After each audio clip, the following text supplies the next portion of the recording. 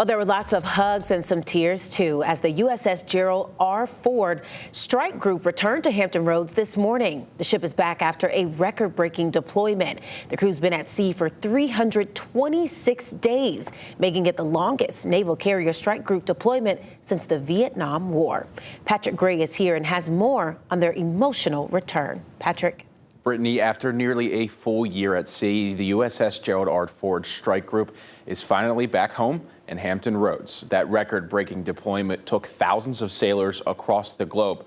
Today, that mission ended with an emotional homecoming and an award for their heroism as families reunited to Naval Station Norfolk.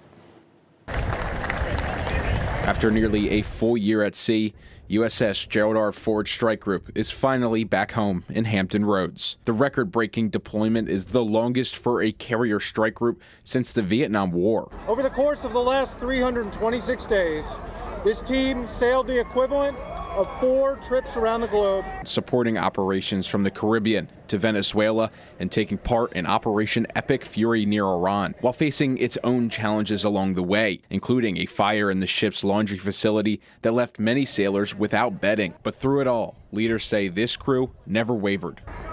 Every time, in every corner of the world, sailors of the Gerald R. Ford showed the world what it means to be an American. And today, they were welcomed home by thousands. Family members and friends lined the piers at Naval Station Norfolk, holding handmade signs after waiting months for this moment. For many, the past 11 months were filled with uncertainty. Just the long wait. These kids, just being away from their dads, the worst part. But that wait is now over. The reunions filled with relief, pride, and emotion. Just very excited, very proud. He's always wanted to do something bigger than himself, and we're just all so proud of him.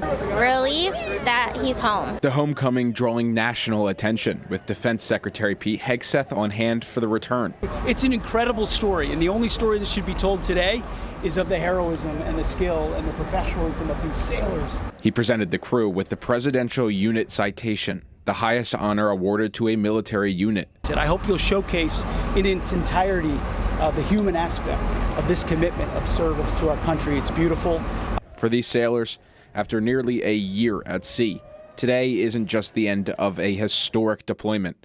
It's a long-awaited welcome home.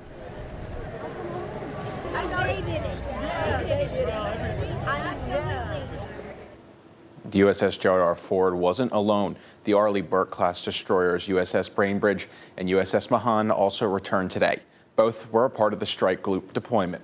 Patrick Gray, 13 News Now. Thanks, Patrick. The Navy says crews will shift into post-deployment leave over the coming weeks.